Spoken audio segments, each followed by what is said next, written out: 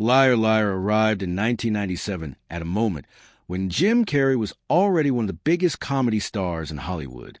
Directed by Tom Shadyac, the film placed Carrey at the center of a talented supporting cast that included Maura Tierney, Justin Cooper, Cary Elwes, Jennifer Tilly, Amanda Donohoe, and Haney, Swizzy Kurtz, Jason Bernard, and Mitchell Ryan. Although the movie was designed around Carrey's extraordinary comic abilities, its success also depended on the supporting actors creating a believable world around his deliberately exaggerated performance.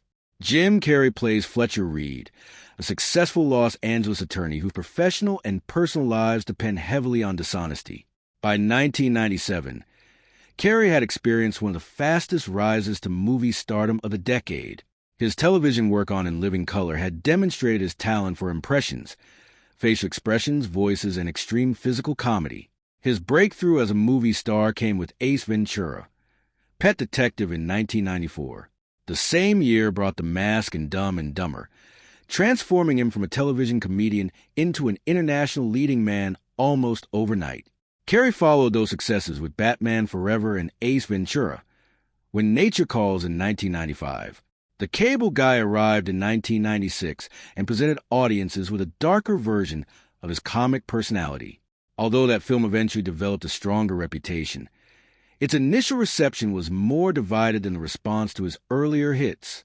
Liar Liar therefore represented an important return to a broad comedy built specifically around the qualities audiences associated with Carrey.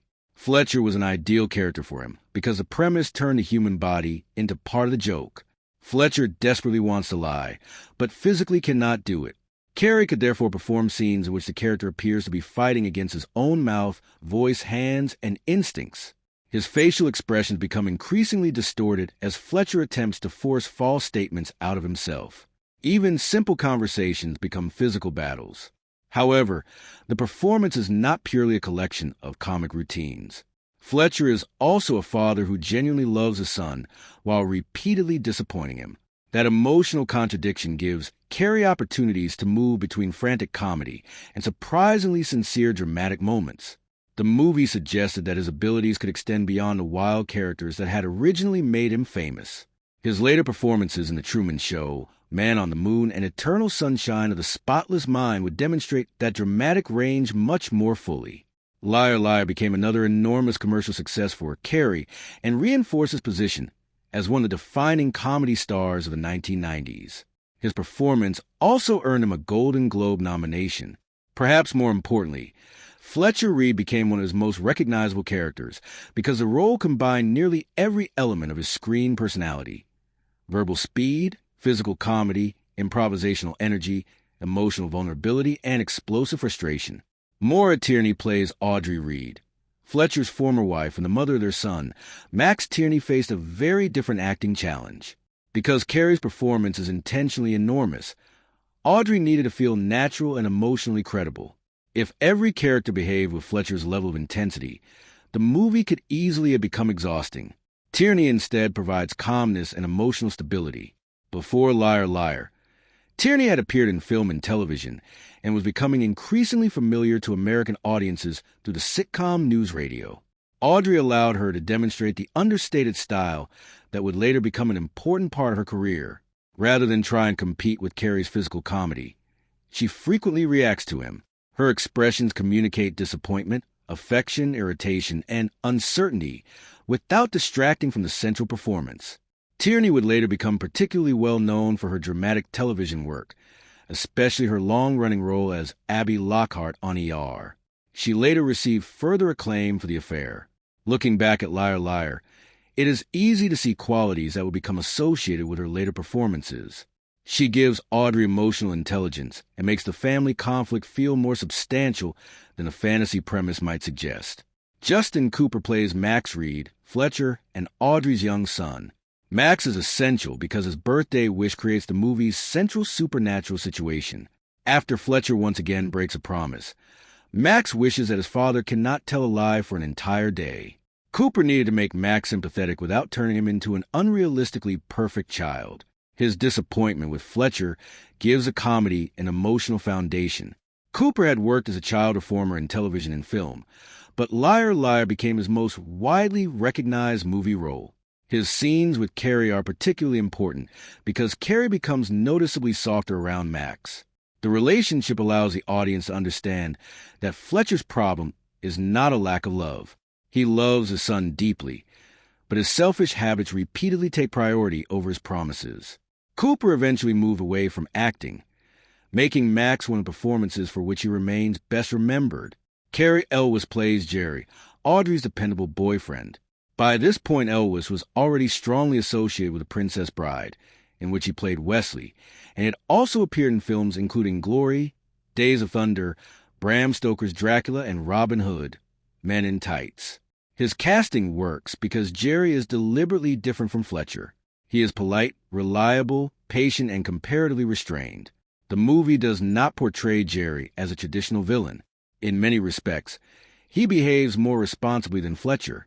When Liar Liar was released in 1997, it entered popular culture during one of the most successful periods for a high-concept Hollywood comedy.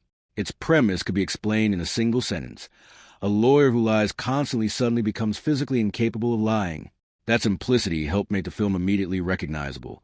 But its lasting cultural impact came from the way it transformed an everyday moral question into a frantic comic experiment. What would happen if a person were forced to say exactly what they thought for 24 hours? The concept proved especially effective because lying is universal. Unlike a comedy built around a particular profession, location, or social group, Liar Liar revolves around behavior almost everyone understands. People tell major lies, minor lies, polite lies, excuses, exaggerations, and convenient half-truths. Fletcher Reede simply takes this ordinary human habit to an extreme. His inability to lie therefore creates situations audiences can immediately imagine happening to themselves. The movie arrived at an interesting point in American culture. During the 1990s, lawyers were extremely visible in entertainment and public life.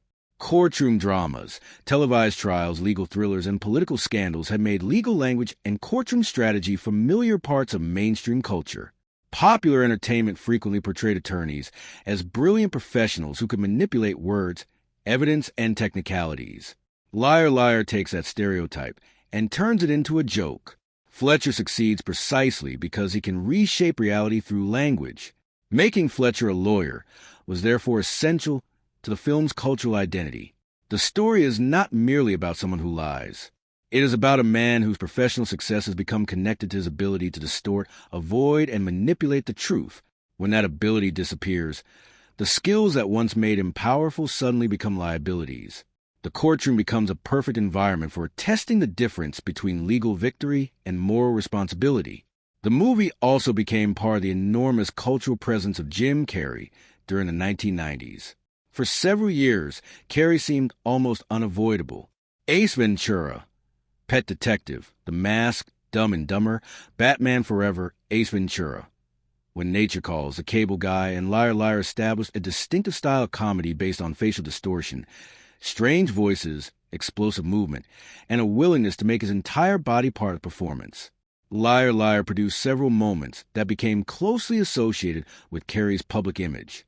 Fletcher discovering that he cannot tell a lie, desperately attempting to say something false, attacking himself in a courthouse bathroom, and losing control during legal proceedings became memorable examples of his physical comedy. Individual scenes continued circulating through television broadcasts, home video, online clips, reaction videos, compilations, and later social media. The line, "The pen is blue," became one of the film's most recognizable quotations because it summarizes the entire premise in a tiny comic struggle. Fletcher knows what he wants to say, but his body refuses to cooperate. The scene is funny even without extensive knowledge of the plot. That made it particularly suitable for quotation and imitation among fans. Another frequently remembered sequence involves Fletcher being stopped for a traffic violation and voluntarily confessing to everything he has done wrong. The comedy comes from reversing a familiar social instinct. Instead of minimizing his mistakes, Fletcher supplies additional evidence against himself. Similar jokes about involuntary honesty became increasingly common in conversations about the film because the premise could easily be transferred to everyday situations involving relationships, workplaces, schools, families, and authority figures. Long before the modern social media environment made short clips and reaction images central to popular culture, Liar Liar had the qualities of an extremely shareable comedy. Carrey's exaggerated expressions can communicate an emotion even when separated from their original scenes. Images and clips in the film have consequently been reused as reactions to frustration, embarrassment, dishonesty, impossible questions, and moments when someone is forced to admit an uncomfortable truth. The film also strengthened a particular type of fantasy comedy, in which one supernatural rule transforms an ordinary person's life. The magical mechanism in Liar Liar is intentionally simple. The movie does not spend significant time explaining how Max's birthday wish works. It simply establishes a rule and explores the consequences. This approach allows the fantasy to function as a moral experiment rather than a complicated mythology. Director Tom Shadyac and Jim Carrey would later reunite for Bruce Almighty, another high-concept comedy in which an extraordinary supernatural situation forces a selfish protagonist to reconsider his priorities. Films such as these help maintain the popularity of mainstream comedies built around a single impossible condition. The attraction was not merely spectacle. Audiences could imagine how they themselves might behave under the same rule. The idea of compulsory honesty has remained culturally relevant because modern discussions about truth have only become more complicated. Advertising, politics, social media, public relations, personal branding, and online identity all involve questions about how people present versions of reality. Liar Liar was not created as a political argument, and it should not be treated as a prediction of later debates about misinformation. Nevertheless, its central joke remains adaptable because suspicion about dishonesty is permanently present in public life. Liar Liar was released in 1997, but the production story behind the film reveals how carefully its apparently simple concept was constructed. The movie was directed by Tom Shadyac, who had already developed a successful creative relationship with Jim Carrey through Ace Ventura, Pet Detective. By the time they reunited for Liar Liar, Carrey had become one of Hollywood's biggest stars. That changed the scale of production, but the basic challenge remained the same: create a structured movie while leaving enough freedom for Carrey's unpredictable physical comedy. The screenplay was written by Paul Gay and Stephen Mazur. Its central idea was deliberately straightforward. Fletcher Reede is a lawyer who lies constantly, both professionally and personally, until his son's birthday wish makes him incapable of lying for 24 hours. The writers recognized that the concept worked best when the rules remained simple. There was no complicated explanation for the supernatural event, and no attempt to establish an elaborate mythology around Max's wish. The important question was not how the magic worked, but what Fletcher would do when his most useful personal and professional weapon suddenly disappeared. Tom Shadyac was particularly well suited to directing Carrey because he understood that controlling the comedian too rigidly could weaken the performance. Their earlier collaboration had demonstrated the importance of allowing Carrey room to experiment. At the same time, a feature film cannot simply become a collection of improvisations. The director needed to preserve the story, emotional development, supporting performances, and shooting schedule while capturing unexpected moments that might become funnier than anything originally planned. Carrey's physical preparation was one of the production's greatest advantages. Many of Fletcher's strangest movements were performed by Carrey himself rather than being created through visual effects. His unusually flexible face, exaggerated posture, rapid changes of voice, and ability to throw himself around a room allowed the filmmakers to create comedy directly in front of the camera. The supernatural element could therefore remain surprisingly low-tech. The audience believed that Fletcher is fighting an invisible force because Carrey performs the conflict physically. The famous sequence in which Fletcher attempts to prove that he can still lie by declaring the wrong color of a pen demonstrates this approach perfectly. On paper, the joke is extremely small. A man tries to describe a blue pen as another color. Carrey transforms that simple action into a battle between Fletcher's intention and his magically enforced honesty. His face tightens, his voice changes, and his entire body appears to resist a false statement. The scene captures a production philosophy of making the supernatural rule visible through performance rather than expensive effects. Another demanding sequence occurs when Fletcher attacks himself inside a courthouse bathroom. He believes that if he can physically injure himself, he may be able to delay the trial that he cannot confidently conduct while unable to lie. The sequence required carefully planned physical comedy because Fletcher throws himself into walls, strikes himself, and uses objects in a room as part of the attack. Carrey's commitment makes the scene appear chaotic, but sequences of this kind depend on rehearsal, camera placement, stunt awareness, and precise timing. The aftermath produces one of the film's best-known exchanges. When Fletcher is asked what happened, he gives the brutally accurate answer that he was responsible for the beating. The joke works because the audience has just watched an elaborate physical sequence only for the entire event to be summarized with complete honesty. This combination of extreme movement followed by a simple verbal payoff became one of the film's most effective comic patterns. The courtroom scenes presented a different challenge. Courtrooms naturally involve long passages of dialogue, objections, evidence, legal procedures, and actors positioned around a relatively fixed environment. Shadyac and his crew needed to prevent these scenes from becoming visually static. Fletcher's increasing desperation provided the solution. Carrey moves through the courtroom, changes posture, reacts dramatically to testimony, struggles against his own statements, and turns ordinary legal exchanges into physical confrontations. The supporting cast had to maintain discipline during these scenes. If every performer reacted as wildly as Carrey, the comedy would lose its contrast. Actors including Jennifer Tilly, Swizzy Kurtz, Jason Bernard, and Amanda Donahoe generally keep their characters grounded within the reality of the story. Their controlled reactions make Fletcher appear even more extraordinary. Maintaining a straight face around Carrey could itself become difficult, however, particularly when he changed deliveries or introduced unexpected physical behavior. One of the most famous pieces of material connected with the production appears during the end credits, when viewers see outtakes and mistakes from filming. Including bloopers allowed audiences to glimpse how difficult it sometimes was for the cast to remain composed. Carrey's improvisational energy could cause other performers to break character, and the outtakes became an extension of the entertainment rather than something hidden from viewers. A particularly remembered moment involves Swizzy Kurtz reacting to Carrey during the courtroom material and jokingly referring to him as an overactor. The exchange became popular because it playfully acknowledged exactly what audiences had been watching.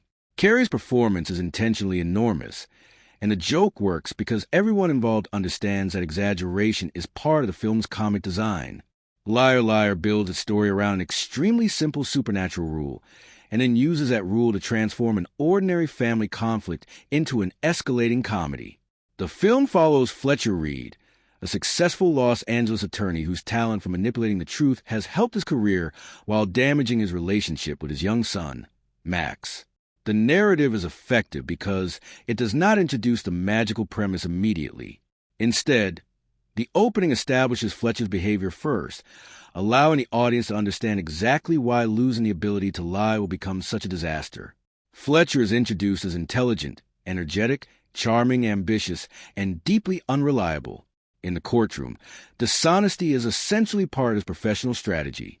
He knows how to reshape facts, exploit technical details, influence people, and say whatever will help him win. Outside the courtroom, the same behavior has become automatic. He lies to colleagues, strangers, his former wife Audrey, and especially Max. His lies are not always malicious. Many are excuses designed to avoid inconvenience or responsibility. That makes his problem more recognizable because Fletcher has convinced himself that dishonesty is simply a practical way of navigating life. The emotional foundation of the first act is Fletcher's relationship with Max. The boy clearly adores his father and enjoys spending time with him, but Fletcher repeatedly makes promises he does not keep. Audrey has already learned not to depend on Fletcher's word. Max, however, continues believing him. This difference is important. Audrey represents the long-term consequences of Fletcher's behavior, while Max represents the remaining trust that Fletcher is in danger of destroying. A second source of pressure is Jerry, Audrey's dependable boyfriend. Jerry is considering a move that could take Audrey and Max away from Fletcher. Structurally, this gives the story a deadline beyond the supernatural 24-hour restriction. Fletcher is not merely dealing with an embarrassing day. His failure as a father could have permanent consequences. If Audrey chooses stability with Jerry, Fletcher may lose the everyday closeness he still has with his son. The crucial inciting incident occurs around Max's birthday. Fletcher promises to attend the celebration, but allows his career and personal ambitions to interfere once again. Max waits for him, and Fletcher fails to appear. Instead of simply becoming angry, Max makes a birthday wish. He wishes that his father cannot tell a lie for one entire day. The wish transforms a movie from a family comedy into a supernatural high-concept story. The next section of the narrative is built around discovery. Fletcher does not immediately understand what has happened. He simply begins experiencing bizarre failures whenever he attempts to say something untrue. This is an important pacing choice because the audience gets to watch him test the limits of the condition. The comedy grows through experimentation. Fletcher tries small lies, obvious lies, professional lies, and statements that should normally be effortless. The pen sequence functions almost like a scientific test. Fletcher knows the pen is blue and attempts to identify it incorrectly. He discovers that the restriction is not psychological embarrassment or sudden guilt. He physically cannot make himself communicate something he believes to be false. Once he understands this, the central dramatic question changes. The issue is no longer whether the wish is real. The question becomes how Fletcher can survive a normal day when nearly every part of his life has been organized around dishonesty. The middle portion of the film uses escalation as its primary narrative device. Each situation is more dangerous than the previous one. Social conversations become uncomfortable because Fletcher cannot offer polite falsehoods. Workplace relationships become unstable because he cannot flatter people or conceal his opinions. A traffic stop becomes disastrous because instead of minimizing his behavior, Fletcher begins confessing additional violations. These scenes are funny individually, but they also serve the larger narrative. The curse exposes how deeply dishonesty has entered Fletcher's personality. He does not merely lie when handling important legal matters. He lies constantly. The structure, therefore, turns each comic sequence into another piece of character evidence. The most important external plot involves Samantha Cole, Fletcher's client in a bitter divorce case. Fletcher needs to win the case, and under normal circumstances, he would confidently manipulate the available information. Unfortunately, he must now represent a morally questionable client while being capable of saying anything he believes to be false. This conflict is ideal for the story because it places the curse directly against Fletcher's greatest professional strength. Realizing the danger, Fletcher searches for ways to escape the situation. His attempts become increasingly desperate. He wants the case delayed because he knows that entering the courtroom under the curse could destroy his career. When conventional excuses fail, he decides that physical injury might provide a legitimate reason for postponement. This leads to the courthouse bathroom sequence, one of the narrative's major comic set pieces. Fletcher attacks himself, hoping that visible injuries will justify delaying the trial. The scene represents an important turning point because his old methods are no longer available. Previously, Fletcher could solve problems with words. Now he must create physical evidence because he cannot invent a verbal excuse. The plan fails in spectacular fashion. When questioned about the beating, Fletcher cannot blame an imaginary attacker. He must admit what actually happened. The joke is absurd, but narratively it demonstrates that there is no simple loophole. Fletcher cannot outsmart the curse by creating increasingly complicated deceptions. The truth follows him into every solution he attempts. Liar Liar may appear to be built almost entirely around a simple comic fantasy, but beneath Jim Carrey's physical performance, the film explores several connected themes involving honesty, responsibility, parenthood, ambition, identity, and the difference between saying the right thing and actually doing it. The supernatural wish that prevents Fletcher Reede from lying is primarily a comic device, yet also functions as a method of stripping away the personality he has constructed. Once deception is removed from his life, Fletcher is forced to discover what remains underneath it. The most obvious theme is truth versus dishonesty. Fletcher does not simply tell occasional lies. Dishonesty has become part of the way he communicates with almost everyone. He lies to avoid responsibility, to impress people, to protect his career, to manipulate legal situations, and to escape uncomfortable conversations. The important point is that many of these lies seem harmless when considered individually. Fletcher has normalized them because each one appears easier than dealing with the truth. The film gradually argues that the damage caused by dishonesty is cumulative. Fletcher's greatest failure is not one enormous betrayal. It is a repeated pattern of making promises and then treating them as disposable. This is especially important in his relationship with Max. Every time Fletcher promises to appear and then fails to arrive, the immediate excuse may sound reasonable. The larger consequence, however, is that his son begins learning that his father's words cannot be trusted. Max's birthday wish symbolizes a child's desire for certainty. He cannot control Fletcher's career, schedule, divorce, or relationship with Audrey. He can only wish that when his father speaks, the words mean something. The supernatural event therefore represents something emotionally realistic. Max wants the ability to trust his father again. The 24-hour restriction also symbolizes accountability. Before the wish, Fletcher can escape consequences through language. Whenever reality becomes inconvenient, he changes the story. Once he cannot lie, that escape route disappears. He must experience the immediate consequences of what he actually thinks, what he has actually done, and what he has failed to do. This explains why so much of the comedy involves Fletcher's own body betraying him. His mind attempts to continue his old behavior, but his mouth and body refuse to cooperate. Visually, this creates the impression of a divided identity. One version of Fletcher wants to maintain the carefully controlled professional persona he has developed. Another, represented by the magical compulsion toward truth, exposes what is underneath. The blue pen becomes one of the clearest symbols of this conflict. It is an ordinary object, but Fletcher's inability to falsely describe its color demonstrates that reality has become stronger than his ability to manipulate it. He can strain, distort his face, change his voice, and physically fight himself, but blue remains blue. The object becomes a miniature representation of the film's moral rule. Reality does not change simply because Fletcher wants to describe it differently. The legal profession expands this theme. Fletcher's job depends on language, interpretation, argument, and persuasion. The film exaggerates the stereotype of the dishonest attorney, but also makes a more interesting distinction between factual truth and moral responsibility. Fletcher eventually discovers that he can still win Samantha Cole's case without directly lying. He uses information that is technically valid and succeeds within the rules of the legal system.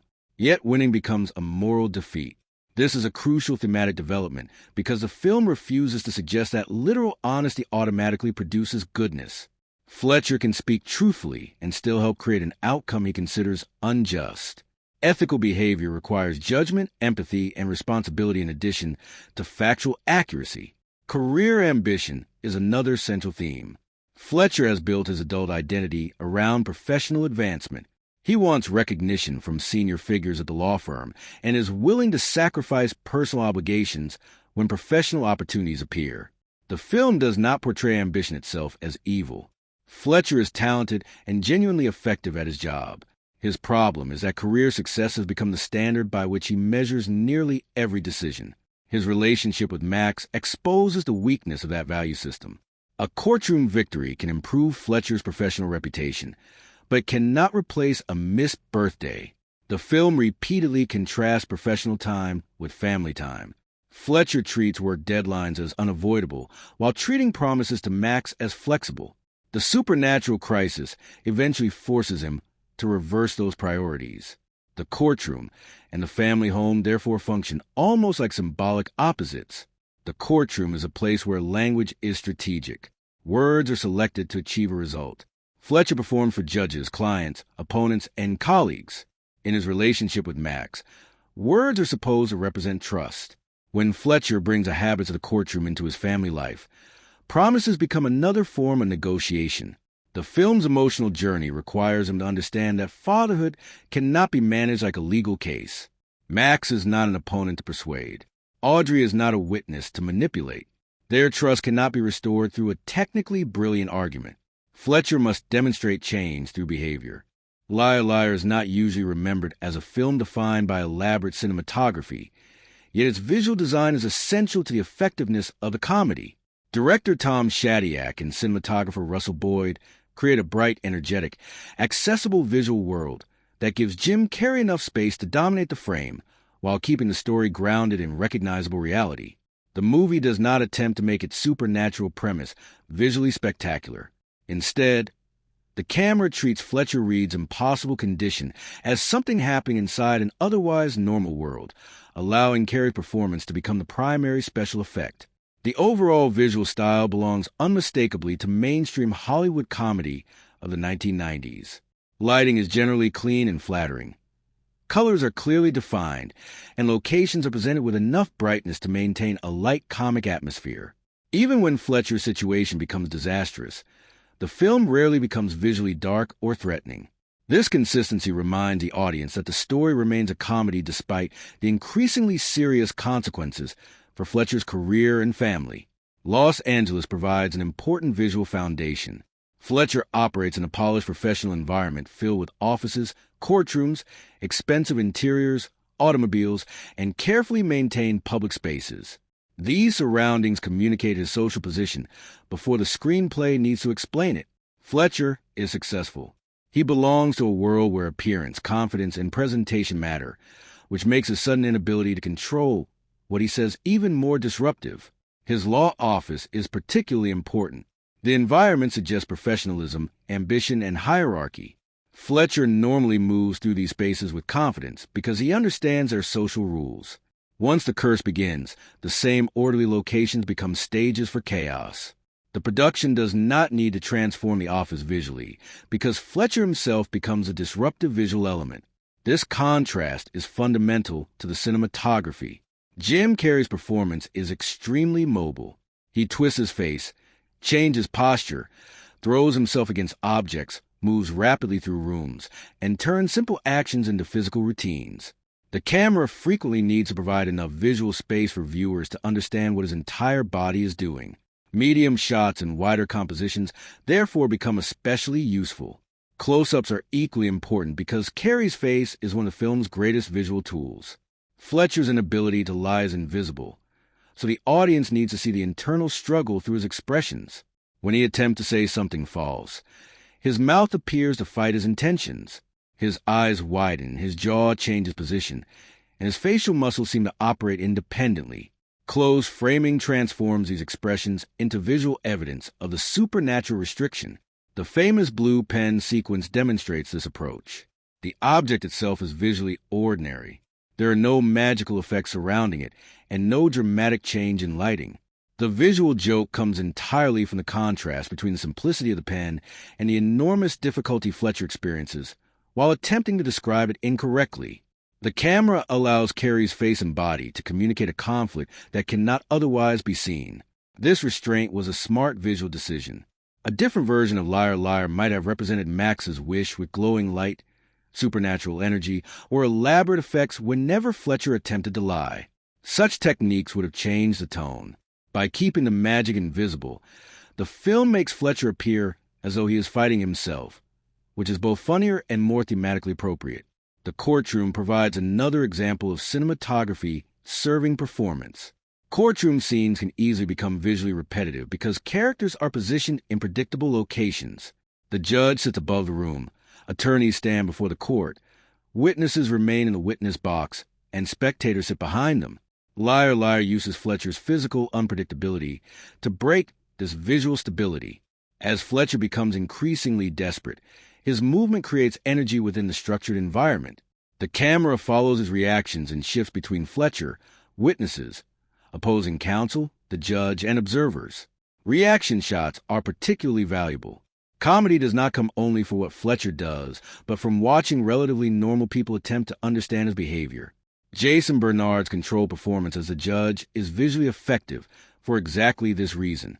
Fletcher may be moving, shouting, or struggling against himself while the judge remains positioned as an image of authority. The contrast within the editing pattern reinforces the absurdity. Similar reaction shots from Swoosie Kurtz and other courtroom characters give the audience visual confirmation that Fletcher's behavior is extraordinary even within the film's comic reality. The courthouse bathroom sequence uses a different visual language because it is built around physical impact. Fletcher needs enough room to attack himself using walls, fixtures, and objects around him. Wider shots establish the geography so viewers understand that he is genuinely causing his own injuries. Tighter shots can then emphasize individual impacts and Carrey's expressions. Editing is crucial here. If the cuts were too slow, the routine could lose momentum. If they were too rapid, viewers might not understand the physical choreography. The sequence finds humor by allowing actions to register clearly before moving to the next escalation. Carrey's body becomes an object moving through the architecture of a room.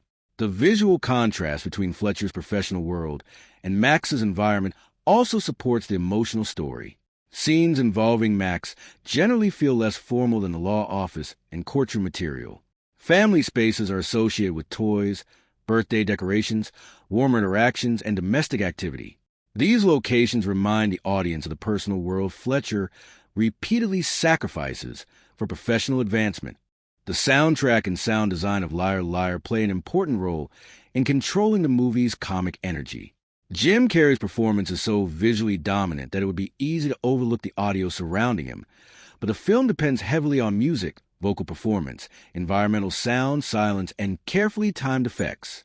Rather than overwhelming the comedy with an aggressive soundtrack, the audio generally supports Fletcher Reede's emotional and physical movements, helping the audience recognize when a scene should feel playful, frantic, uncomfortable, or sincere. The original musical score was composed by John Debney, a composer with extensive experience in comedy, family films, drama, action, and television. His work on Liar Liar had to accommodate a movie that changes tone extremely quickly. A single sequence can move from ordinary conversation to humiliation, physical chaos, and emotional realization. The score therefore acts as a bridge between these different moods. Much of the music follows a tradition of energetic Hollywood comedy scoring. Instead of functioning as a collection of large standalone musical statements, it frequently reacts to character behavior and narrative momentum. Fletcher's increasingly desperate attempts to control his situation can be supported by changes in tempo, instrumentation, and musical intensity. The score helps transform ordinary actions into comic events without making every joke feel artificially announced. This approach is especially useful because the supernatural element itself has almost no obvious visual identity. Max's birthday wish does not turn Fletcher into a visibly transformed person. There is no monster, magical creature, or physical object constantly reminding viewers of the curse. Sound and performance therefore help communicate the strange force operating inside him. The most important sound in the entire movie is ultimately Jim Carrey's voice. Fletcher's inability to lie becomes audible before it becomes understandable.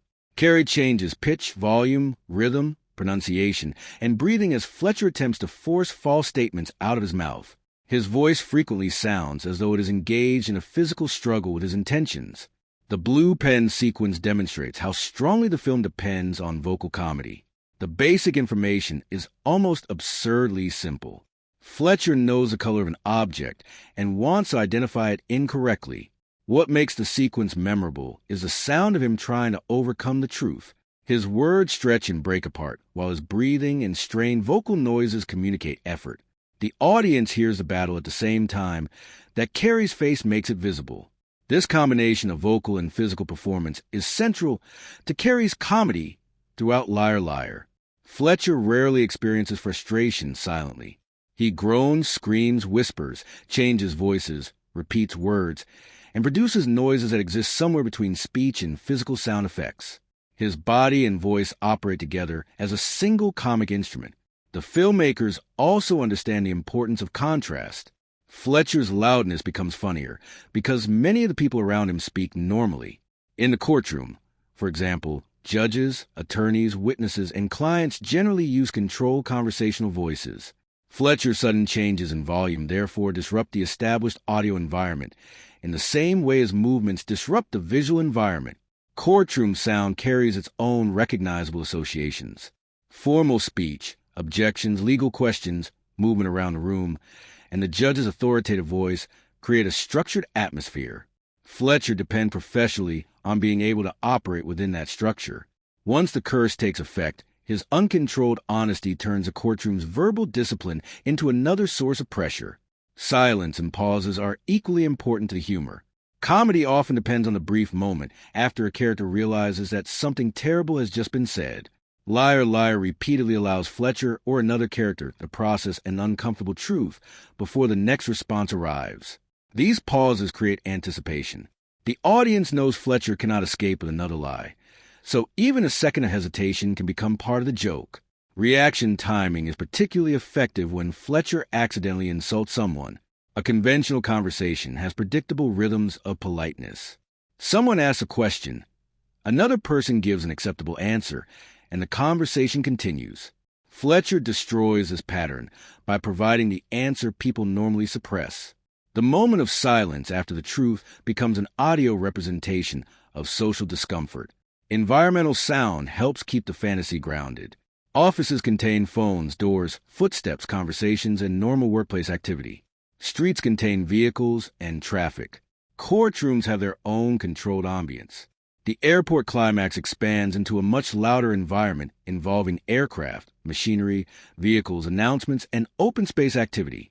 These recognizable sounds make Fletcher's supernatural condition feel as though it is occurring inside the real world. Liar Liar arrived in theaters in 1997 with Jim Carrey already established as one of the most commercially powerful comedy stars in Hollywood. Expectations surrounding the film were therefore unusually high. Carrey had experienced an extraordinary run of successes with Ace Ventura, Pet Detective, The Mask, Dumb and Dumber, Batman Forever, and Ace Ventura, When Nature Calls. After the more divisive response to The Cable Guy, Liar Liar was widely seen as a return to the broad, energetic comedy that audiences most strongly associated with him. The result was another major commercial success and one of the defining films of his 1990s career.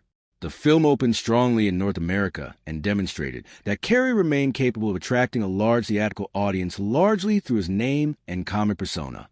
Produced on a budget commonly reported at roughly $45 million, Liar Liar ultimately earned more than $300 million worldwide.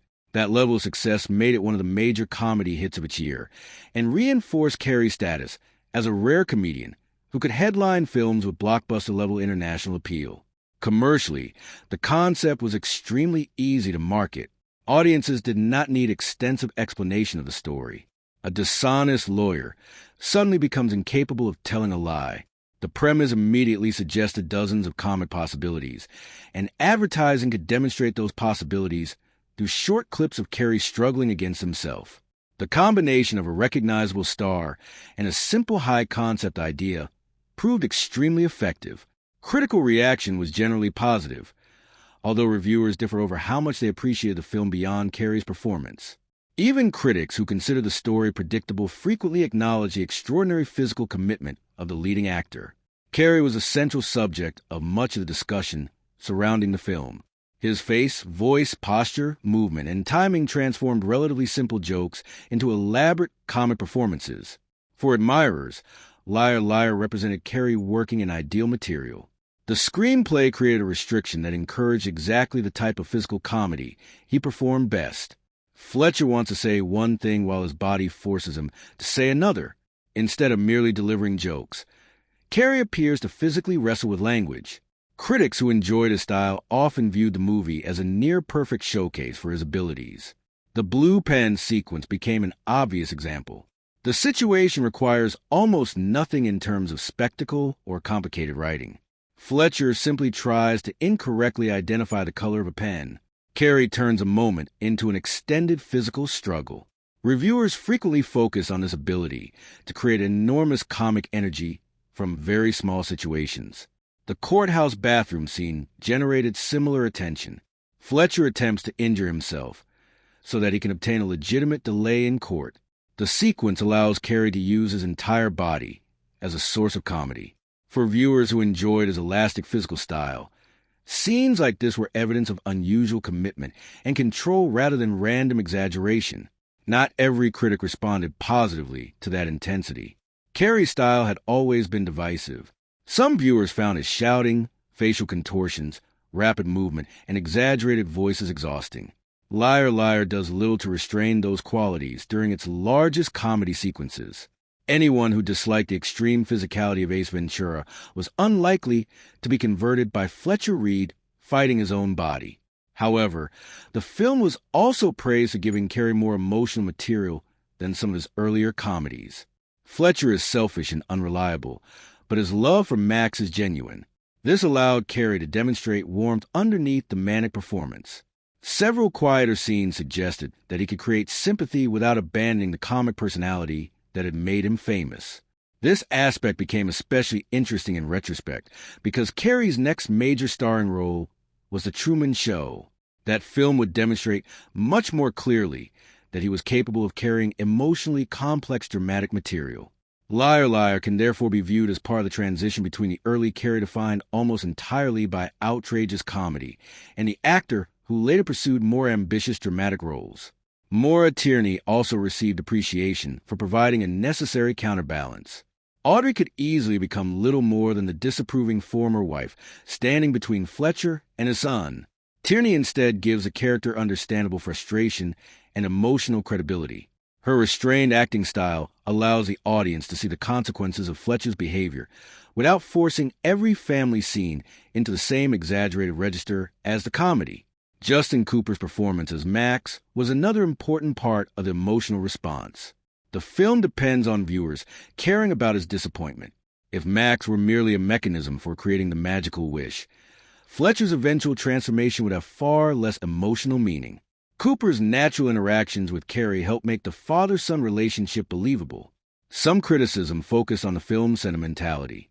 Like many mainstream comedies of its era, Liar Liar eventually moves from outrageous humor to a lesson about family, honesty, and personal responsibility. Viewers who preferred the uncontrolled comedy could regard the emotional conclusion as predictable. Fletcher learns that professional success cannot compensate for disappointing his son, a message familiar from many family-oriented Hollywood films.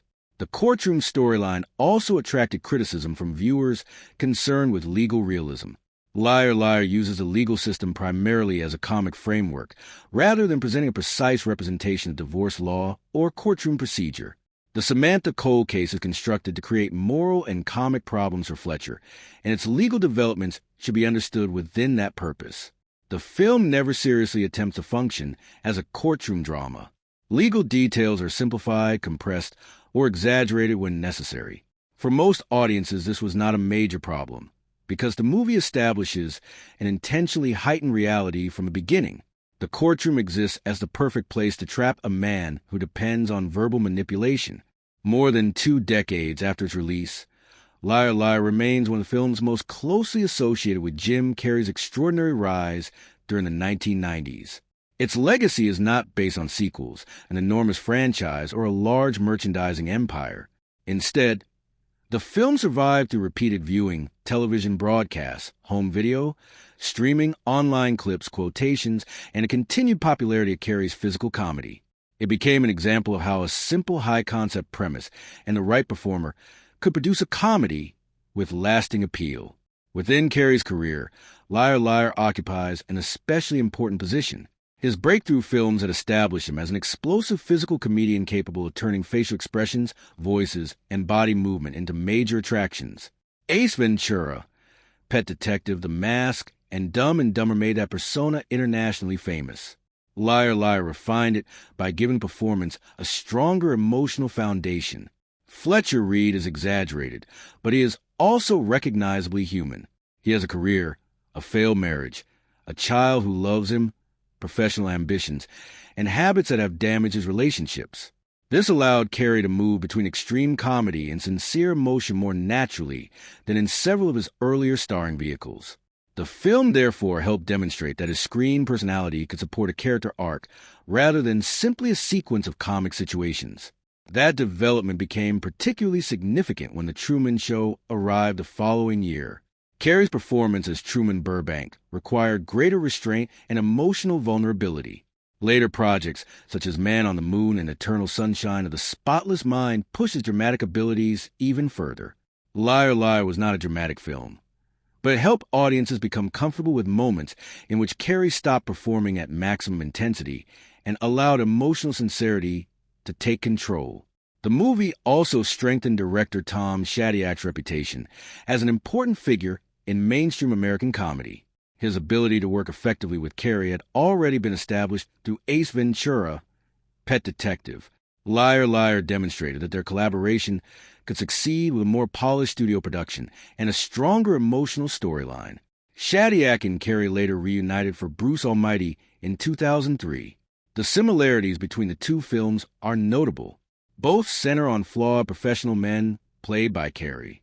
Both introduce a supernatural situation that initially appears to be the character's greatest problem.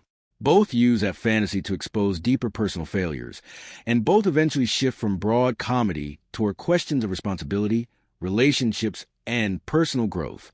In this sense, Liar Liar contributed to a recognizable model of high-concept comedy. The formula begins with one impossible rule that can be explained immediately. What if a habitual liar could not lie? What if an ordinary man suddenly received divine powers? What if a character's everyday reality were disrupted by one extraordinary condition? Once the rule is established, the screenplay can generate comedy by applying it to increasingly difficult situations. Liar Liar certainly did not invent this form of storytelling. Fantasy comedies have used magical transformations, wishes, body exchanges, and supernatural restrictions for decades. Its importance lies in how efficiently it demonstrated the commercial power of combining a simple fantasy rule with a major comedy star. The audience could understand the premise from a poster or trailer and immediately imagine situations that might result from it. The film's influence can also be seen in later stories built around compulsory honesty. Movies, television episodes, comedy sketches, internet videos, and social experiments have repeatedly explored characters who cannot lie or who must reveal what they actually think. Not every later example directly derives from Liar Liar, because the idea predates the film, but Carrey's movie remains one of the most recognizable modern reference points for the concept. One obvious later comparison is the invention of lying, released in 2009. That film approaches dishonesty from the opposite direction by imagining a society in which people do not understand lying until one man discovers it. The tone and philosophical interests are different, but the comparison demonstrates how much comic potential exists in changing a single rule about truth. Liar Liar has also maintained a strong legacy through individual scenes rather than only through the complete narrative. The blue pen sequence is perhaps the clearest example. It became a compact demonstration of Carrey's ability to create a full comic routine from an almost meaningless object. The pen has no special power. The humor comes from watching Fletcher desperately attempt to contradict an obvious fact.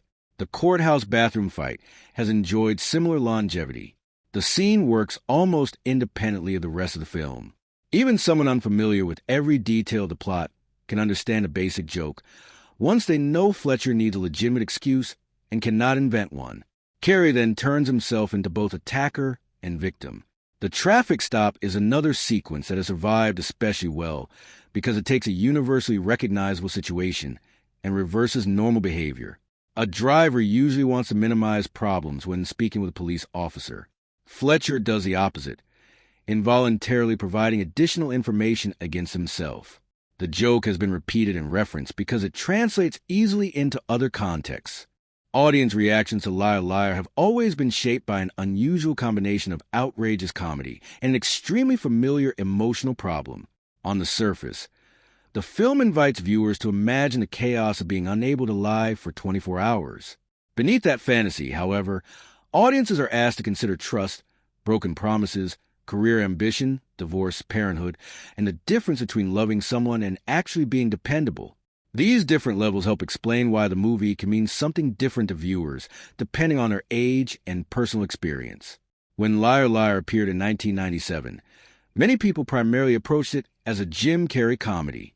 Carrey was one of the defining entertainment personalities of the decade, and audiences expected enormous facial expressions, strange voices, physical stunts, rapid improvisational energy, and scenes that could be quoted afterward. The movie delivered exactly that experience.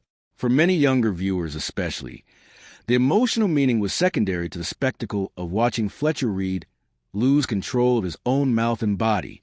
Children could understand the premise immediately. Adults often tell children that lying is wrong. So there is something naturally amusing about watching an adult become physically incapable of breaking that rule. Fletcher is successful, professionally respected, and apparently powerful, yet a child's birthday wish reduces him to helplessness. The reversal gives younger viewers an unusual position of power within the story. Max also provides children with an emotional point of identification. He does not want money, professional success, or some complicated solution to his parents' divorce. He wants his father to keep his word. Fletcher repeatedly promises to be present and then produces excuses when something else becomes more important. A child does not need to understand Fletcher's legal career to understand the disappointment of waiting for someone who never arrives. For adults, the same scenes can feel considerably different. Fletcher's behavior is exaggerated for comedy, but the conflict between professional responsibility and family life is recognizable. Many adults understand how easily one commitment can interfere with another. A meeting runs late, a deadline appears, an employer makes a demand, or an unexpected opportunity seems impossible to refuse. Fletcher represents an extreme version of a common temptation, believing that disappointing family members is acceptable because they will eventually forgive you. This creates one of the film's most interesting audience reflections. Fletcher is not emotionally indifferent to Max. He genuinely loves him. That makes his failures more uncomfortable because the movie separates love from reliability. Viewers are encouraged to consider whether good intentions matter when they repeatedly produce the same disappointing result. Parents revisiting the film later in life may therefore identify with Fletcher more strongly than they did as children. A younger viewer may simply see a father who should have attended a birthday party. An adult may understand the pressures competing for Fletcher's attention, while still recognizing that he makes the wrong decision. The movie becomes less about identifying a villain and more about recognizing how priorities are demonstrated through repeated choices. Audiences who have experienced divorce or separated families may interpret the relationship between Fletcher, Audrey, Max, and Jerry through another perspective. The movie avoids making Jerry an obviously terrible person. He is stable, polite, and willing to take responsibility. This complicates the audience's natural desire for Fletcher and Audrey to reunite.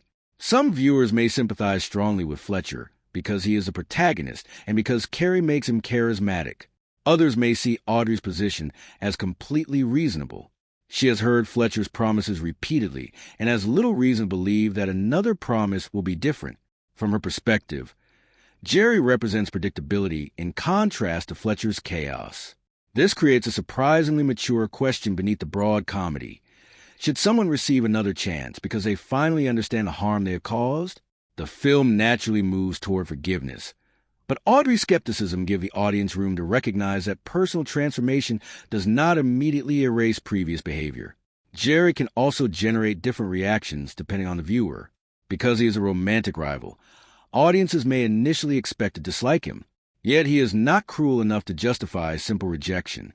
Some viewers find him dull compared with Fletcher, while others may reasonably conclude that his stability makes him a healthier presence. This tension reveals how strongly cinema can encourage audiences to favor charisma over dependability. The compulsory honesty premise produces another layer of audience participation. Viewers naturally begin imagining what would happen if the same rule applied to them.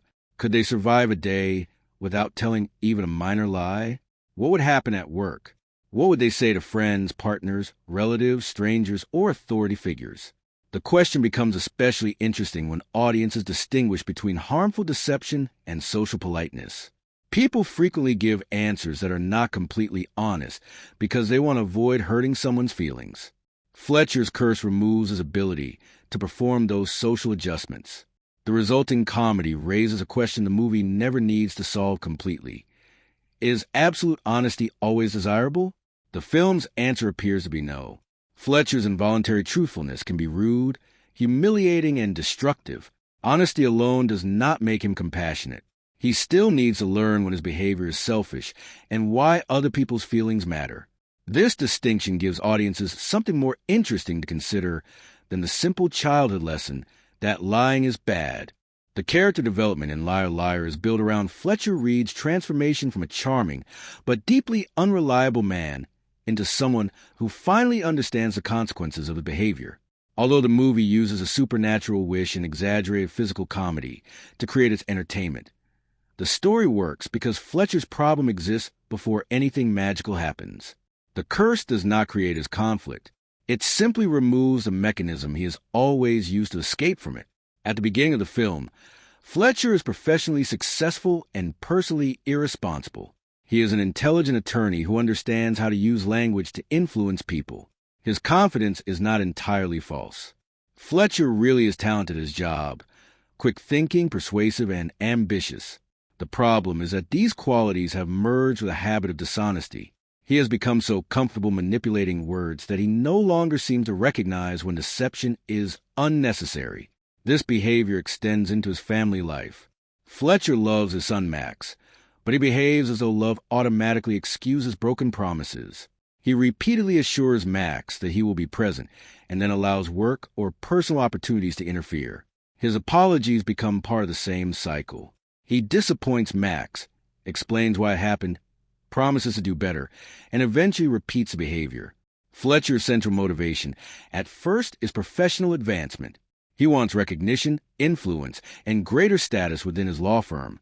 Career success gives him immediate rewards, while being a dependable father requires sacrifices that may not produce professional benefits. His character flaw is therefore connected to priorities as much as dishonesty. Max's birthday wish attacks Fletcher at exactly the point where he feels strongest. The ability to speak persuasively has given him control over his environment. When he becomes incapable of lying, that control disappears. His first reaction is not moral enlightenment. He does not immediately realize that Max has taught him an important lesson. He treats honesty as an illness that needs to be survived. This stage of Fletcher's arc is important because it prevents his transformation from happening too easily. He initially wants a return to normal. His objective is to find loopholes, delay professional responsibilities, and minimize the damage. In other words, he responds to forced honesty with the same self-centered mentality that created his problems. The courtroom case involving Samantha Cole becomes the central test of this attitude. Fletcher believes that his inability to lie makes him professionally powerless. Yet he eventually discovers a truthful legal argument that can help his client. For a moment, it appears that he has successfully adapted. He can still win without directly violating the supernatural restriction. Winning the case, however, produces the most important internal turning point. Fletcher sees Samantha's reaction and recognizes the consequences of what he has accomplished. The victory that would previously have strengthened his professional identity suddenly feels empty. His character development moves beyond the simple realization that lying is dangerous. He begins understanding that being technically truthful does not automatically make his actions right. This moral awakening changes his motivation. Early Fletcher wants to win regardless of the consequences. Later, Fletcher becomes willing to challenge an outcome that benefits his own career because he believes it is wrong. The supernatural rule has forced him to confront facts, but his emerging conscience begins forcing him to confront responsibility. His relationship with Max provides an emotional measurement of this development. Max never demands that Fletcher become professionally unsuccessful. He simply wants his father to be dependable. This makes Max more than the child who creates the magical premise. He functions as a character who exposes the gap between Fletcher's self-image and his actual behavior. Fletcher believes he is a loving father, and emotionally that is true. Max's disappointment demonstrates that love is not measured only through feelings. From Max's perspective, a father who repeatedly fails to appear eventually becomes someone whose promises cannot be trusted. Max has a smaller but still meaningful arc. At the beginning, he continues hoping Fletcher will change despite repeated disappointment. The birthday wish represents a moment when hope becomes frustration. Max cannot force Fletcher to attend events or prioritize him, so he expresses a problem through the simple moral logic of a child. If his father could not lie, perhaps everything would improve. As the story develops, Max sees evidence that Fletcher is genuinely trying. The relationship therefore moves from unquestioning trust through disappointment toward cautious restoration. Fletcher has to earn back something that Max once gave him freely. Audrey Reed has a different kind of development because she begins the film already understanding Fletcher's problem. She does not require the supernatural experience to recognize his unreliability. Her conflict is deciding whether Fletcher is capable of meaningful change or whether continuing to believe him will simply create more disappointment. Audrey's motivation is strongly connected to stability for Max. Her frustration with Fletcher is not presented merely as bitterness toward a former husband. She has practical reasons for distrusting him. She has watched him make promises, fail to keep them, and return with explanations. This is why her relationship with Jerry matters. Jerry represents qualities Fletcher has failed to provide consistently. He is dependable, calm, considerate, and prepared to create a stable future.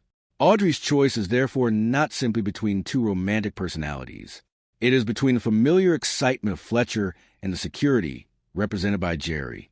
Audrey's arc requires her to observe rather than simply believe Fletcher's transformation. Words are no longer enough. Fletcher has probably apologized many times before. What changes her perception is seeing him behave differently when the consequences become real. Jerry is interesting precisely because he does not undergo a villainous transformation. Many romantic comedies create a rival who initially seems suitable before revealing some major flaw. Liar Liar largely avoid that device. Jerry may lack Fletcher's comic charisma, but he is not secretly cruel or dangerous. The costume and set design of Liar Liar may initially seem straightforward because the film takes place in contemporary 1990s Los Angeles rather than an elaborate historical or fantasy world. However, these visual elements perform an important storytelling function. Fletcher Reede's expensive professional clothing, the controlled architecture of his workplace, the formal courtroom, Max's colorful childhood environments, and the large-scale airport climax all help define the characters and their priorities. The supernatural premise remains visually invisible, so the physical world surrounding Fletcher must stay believable while his behavior becomes increasingly extraordinary. Fletcher's costumes immediately establish his social and professional identity.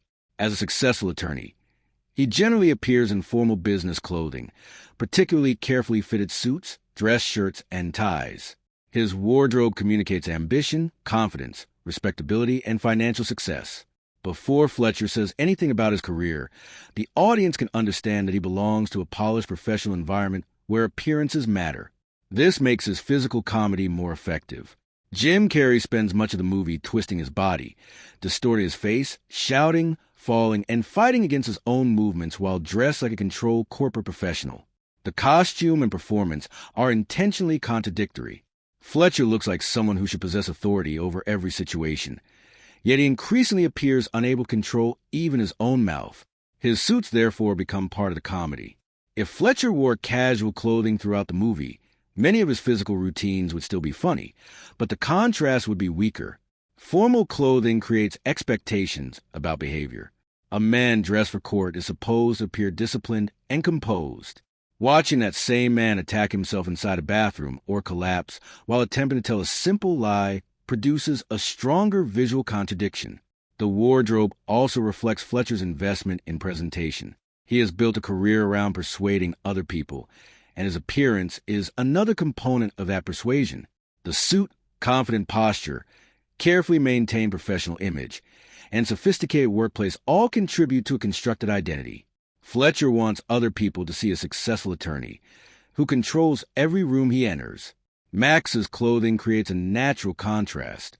His wardrobe is casual, colorful, and appropriate for a young child. Max exists outside the rigid professional performance that dominates Fletcher's life. He does not care about his father's status within the law firm. He cares whether Fletcher appears when he promises to appear. This difference makes scenes between father and son visually meaningful. Fletcher can arrive dressed like a highly successful professional, but none of those symbols of achievement matter to Max. The emotional value of the scene depends on presence rather than appearance. Fletcher's expensive clothing cannot compensate for missed time. Audrey's wardrobe similarly reflects her grounded personality. Her clothing is contemporary and attractive without turning her into an exaggerated romantic comedy figure. She appears practical and approachable, which supports Maura Tierney's restrained performance. Audrey occupies the emotional middle ground between Fletcher's chaotic professional ambition and Max's childhood needs. Jerry's appearance also contributes to his characterization. He is presented as respectable, conventional, and dependable. His clothing does not need to make him visually ridiculous or threatening, because the film does not treat him as a traditional villain. His relatively safe appearance supports what he represents in Audrey's life: stability. Jennifer Tilly Samantha Cole has more glamorous presentation. Her clothing helps communicate wealth, confidence, and a strong awareness of appearance. Samantha is involved in a divorce case centered partly on money, status, and personal advantage, so her visual presentation belongs naturally to that environment. Miranda's professional wardrobe establishes a different form of power. She belongs to the ambitious corporate world Fletcher wants to conquer. Her polished appearance communicates authority and sophistication, reinforcing why Fletcher is eager to impress her. The costumes within the law firm, therefore, help establish a hierarchy without requiring constant explanation. The sets perform a similar function. Fletcher's workplace is clean, controlled, and professional. Offices and conference areas communicate institutional power. These are environments built around order, schedules, documents, rules, and carefully managed interactions. Fletcher normally thrives in such spaces because he understands how to manipulate their social expectations. Once he becomes incapable of lying, the same environments begin working against him. Importantly, the sets themselves do not change. The office remains orderly. Fletcher becomes chaotic. This creates one of the movie's strongest visual patterns, a stable environment containing an increasingly unstable protagonist. The courtroom takes this idea even further. Courtrooms are designed around structure and authority. The judge occupies a clearly defined position. Attorneys have designated areas. Witnesses speak from a specific location, and spectators remain separated from the legal proceedings. The architecture establishes hierarchy before anyone speaks. This environment is perfect for Fletcher's crisis because his behavior becomes increasingly incompatible with the setting. He cannot casually escape the room or redirect attention. Everything he says matters. The formality of the set amplifies the absurdity of his physical and verbal struggles. The courtroom also symbolizes Fletcher's old identity. It is a place where his intelligence, confidence, and verbal flexibility normally provide maximum advantage. When the curse follows him there, the story effectively forces him to confront his greatest weakness inside the environment where he believes himself strongest. The screenplay of Liar Liar is built around an unusually effective contradiction.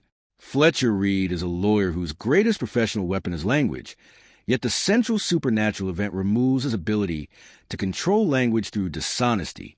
Written by Paul Gay and Stephen Mazur, the script turns conversation itself into an obstacle course. Instead of giving Fletcher a physical monster to defeat, it makes ordinary questions dangerous. Every conversation creates the possibility that he will be forced to reveal something embarrassing, damaging, or morally uncomfortable. The screenplay first establishes that Fletcher does not reserve lying for important situations. Dishonesty has become his default method of communication. He uses lies professionally, socially, romantically, and within his family. Some are calculated manipulations, while others are simply convenient excuses. This distinction is important because the script needs the audience to understand that Fletcher's problem is habitual rather than occasional. His profession is an ideal choice because lawyers are associated with precision of language. Fletcher knows how to choose words carefully, redirect questions, exploit technicalities, and construct persuasive arguments. His intelligence is genuine. The screenplay does not portray him as a foolish man who succeeds accidentally. His problem is that intelligence has become disconnected from responsibility. Once Max's birthday wish takes effect, the dialogue changes dramatically. Fletcher still possesses the same vocabulary and legal knowledge, but he loses the freedom to say whatever produces the most convenient result. This creates the movie's central verbal joke. His mind continues generating lies even though his mouth refuses to deliver them. The blue pen sequence is one of the purest examples of the screenplay's method. Fletcher attempts to make a statement that he knows is false. The factual question could not be simpler. The pen has an obvious color. Yet because Fletcher is trying to contradict reality, the simplest sentence becomes almost impossible to produce. The scene works because the writing gives Jim Carrey room to expand a tiny verbal problem into physical comedy. The screenplay establishes the objective, but Carrey's delivery supplies much of the rhythm. His pauses, strained sounds, repeated attempts, facial movements, and changes in volume transform a basic line into one of the movie's most recognizable moments. This relationship between written structure and performance is central to Liar Liar. The script must remain disciplined enough to move the story forward, but Carrey requires space to experiment. A screenplay designed around his abilities cannot depend exclusively on carefully written punchlines. It must create situations that allow the performer to discover additional comedy inside them. The traffic stop demonstrates another writing technique: escalation through confession. Normally, a character speaking to a police officer would attempt to minimize wrongdoing. Fletcher cannot do that. Once he begins answering honestly, one admission leads naturally to another. The joke grows because the conversation moves in exactly the opposite direction from what Fletcher wants. This is an example of dialogue functioning as action. Fletcher is not merely speaking while the story pauses. Every truthful statement makes a situation worse. Words have immediate consequences, so conversation becomes as active as a chase sequence. The screenplay repeatedly uses questions as traps.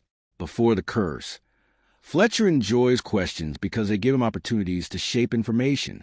After the curse, a direct question can become dangerous because he may be unable to avoid an uncomfortable answer.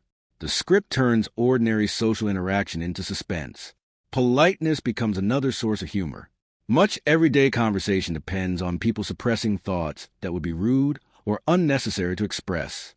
Fletcher suddenly loses that protective filter. His honesty can therefore expose opinions that people normally keep private. The comedy is not suggesting that cruelty is admirable simply because it is truthful. In fact, Fletcher's uncontrolled comments often demonstrate why honesty without empathy can be destructive. The script gradually distinguishes factual honesty from moral maturity. Fletcher must learn more than how to state facts accurately. This distinction becomes essential during the Samantha Cole case. The courtroom initially appears to be the worst possible environment for Fletcher because his career has depended on manipulating language. The script then introduces an important reversal. Fletcher discovers that he can construct a successful legal argument without directly lying. This is one of the screenplay's smartest developments because it prevents the central premise from becoming morally simplistic. If truth automatically produced justice, Fletcher's lesson would be too easy. Instead, he can speak accurately and still help create an outcome that troubles him. The courtroom dialogue, therefore, explores the difference between legal correctness and ethical responsibility. Fletcher's words may satisfy the technical requirements of his profession, but winning forces him to ask whether success itself is enough.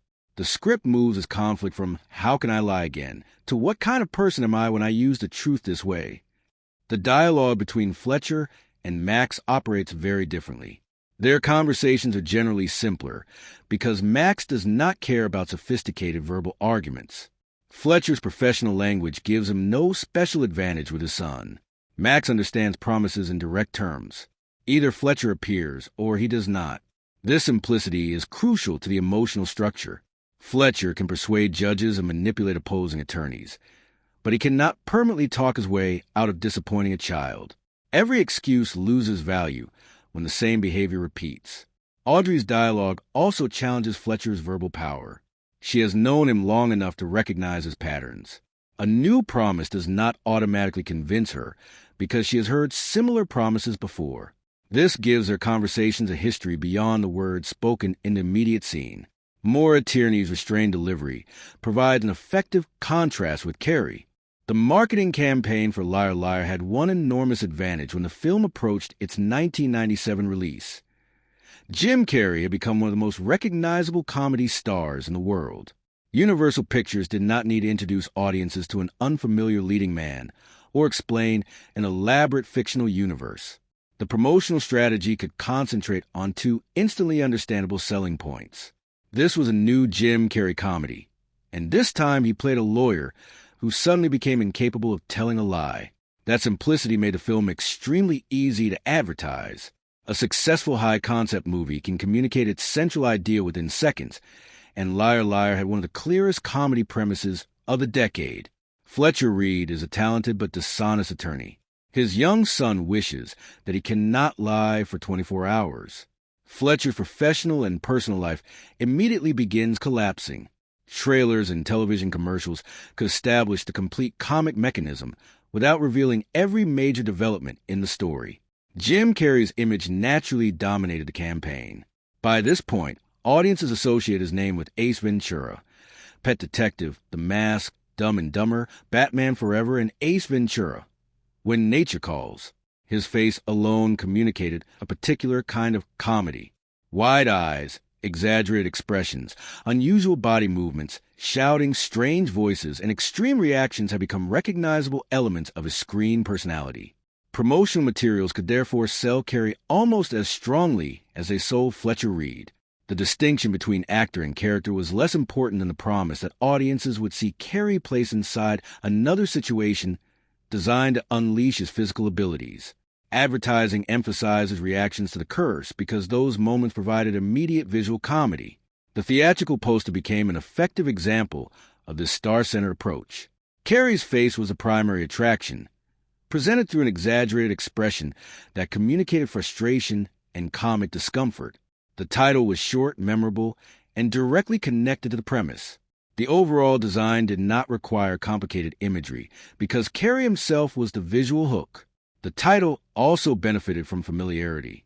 The phrase "liar, liar" was already recognizable through the childhood expression associated with accusing someone of dishonesty. Using it for a comedy about a compulsively dishonest lawyer created an immediate connection between title and concept. Audiences could hear the name once and understand the basic theme. Trailers had the additional advantage of being able to demonstrate the premise rather than merely describe it.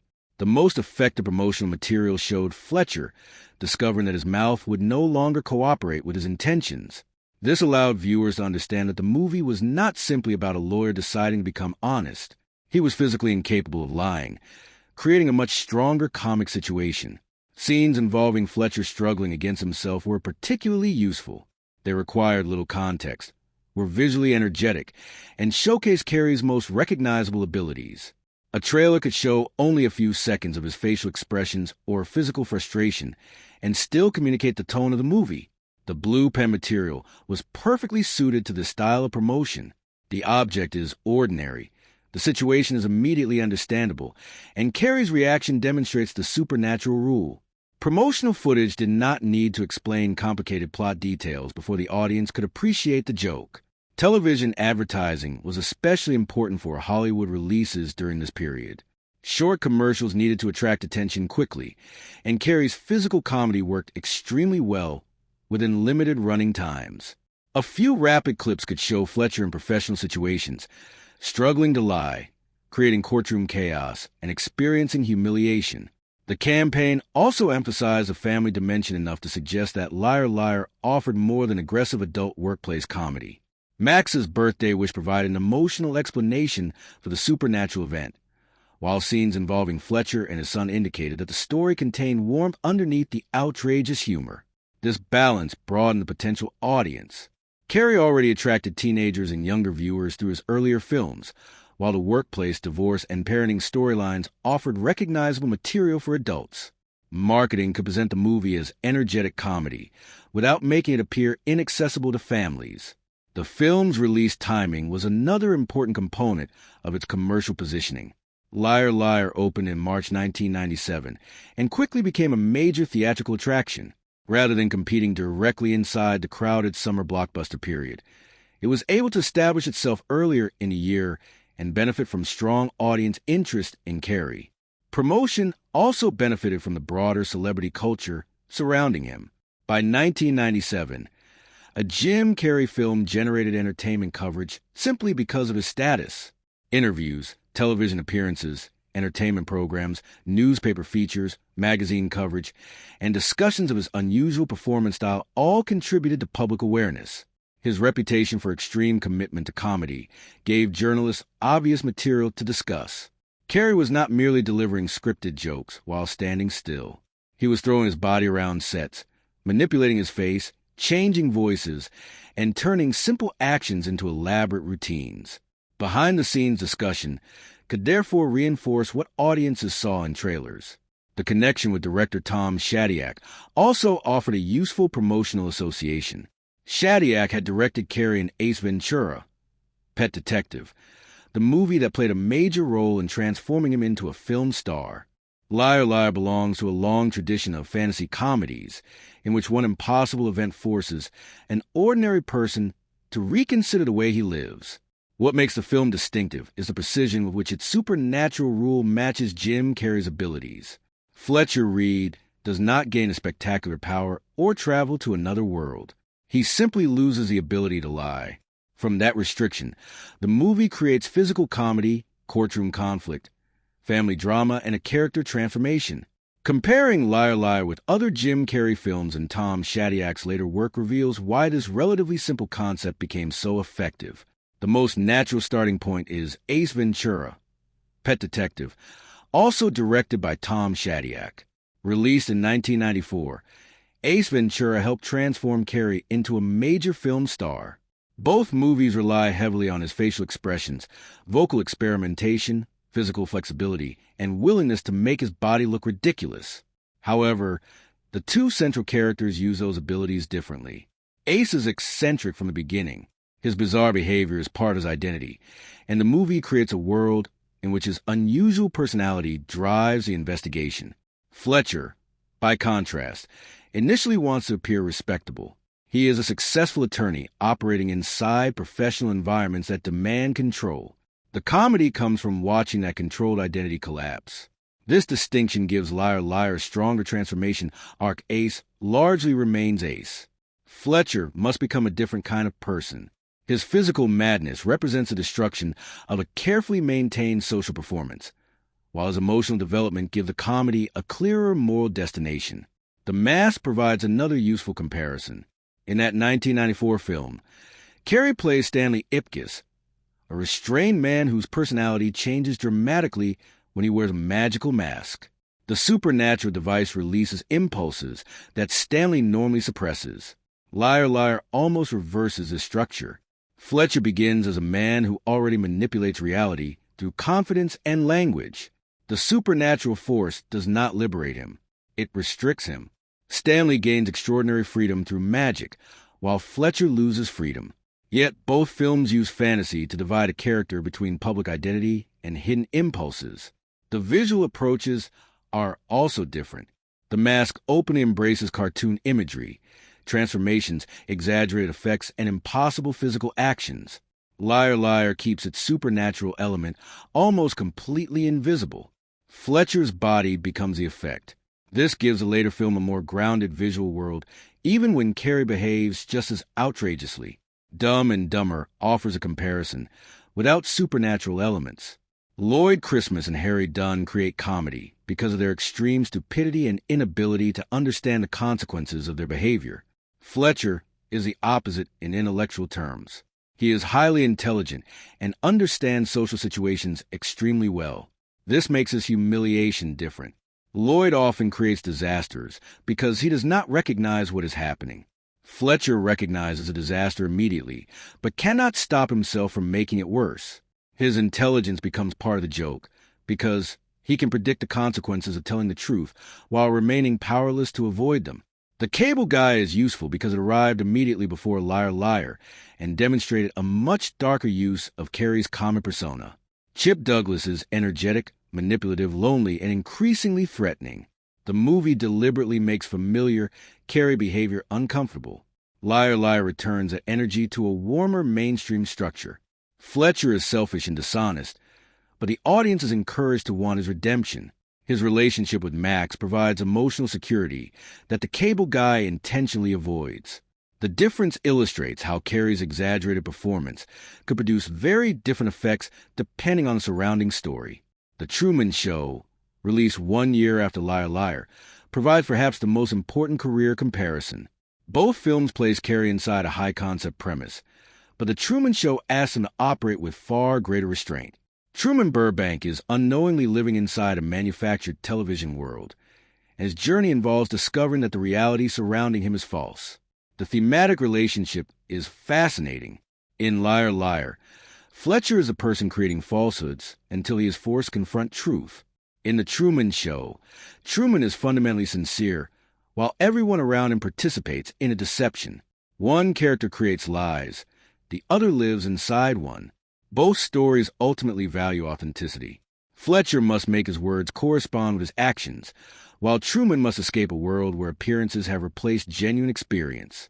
The Truman Show explores these ideas with greater philosophical and dramatic ambition, but Liar Liar approaches a related concern through broad comedy. Carrey's performance in Liar Liar also helped bridge these phases of his career. The emotional scenes with Max demonstrated that audiences would accept him when he reduced the facial contortions and allowed vulnerability to appear. The Truman Show would take that possibility much further.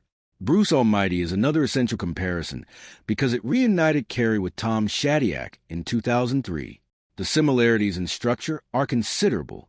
Bruce Nolan is professionally frustrated and personally flawed when an extraordinary supernatural event changes his life. He temporarily receives divine powers and initially approaches them selfishly before learning responsibility. Fletcher experiences the opposite kind of supernatural intervention. Bruce receives almost unlimited power, while Fletcher loses a basic human ability. Yet, both characters initially misunderstand a lesson. Fletcher wants a curse to disappear, so that he can resume lying. Bruce wants to use divine power to improve his own circumstances.